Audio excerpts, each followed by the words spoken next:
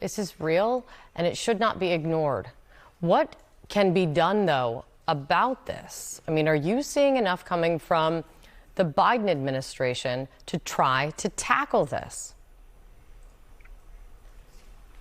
Well, Kate, this is very personal for me as an American Jew and as someone who has led American Jewish organizations as well professionally. I grew up in Squirrel Hill in Pittsburgh, where the Tree of Life Synagogue is located. Spent a lot of time there as a kid. And 5 years ago, the worst terrorist attack against Jews occurred in that synagogue, massacring 11 individuals who were just going there to pray. Since that time, it almost feels like that's like a sort of a naive moment in our experience here in the United States. What we have seen now has shocked the senses beyond anything that any American Jew expected. The largest massacre of Jews in history of the world since the Holocaust took place on October 7th. And it's only seemingly facilitated more Jewish hatred here in the United States. And so to your question, yes, President Biden, his team, they've been ahead of the curve on this, putting out the counter anti-Semitism strategy. They have been very robustly engaged. But I don't think anybody saw the level of vitriol coming that we now see. And it requires leadership. It requires people to speak out.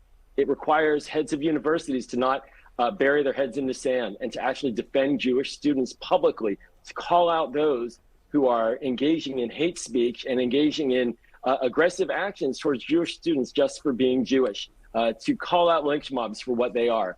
It requires local leaders and local government to stand up and define what is exactly occurring and to call on citizens to not do it. We are Americans. We are all Americans.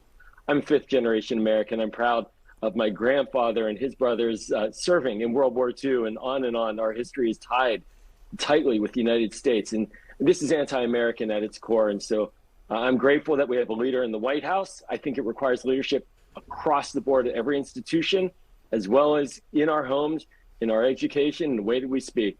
But without a doubt, this is a very frightening and very eye-opening and quite frankly, depressing moment for the American Jewish community. Yeah, I mean, we'll have to leave it there. But you put it in a way that I haven't heard yet, which I think is an important and a terrifyingly sad statement about the world right now. After the worst massacre of Jews since the Holocaust has seemed to only facilitate a further spike in anti-Semitism around the world and in the United States. That is a terrifying statement.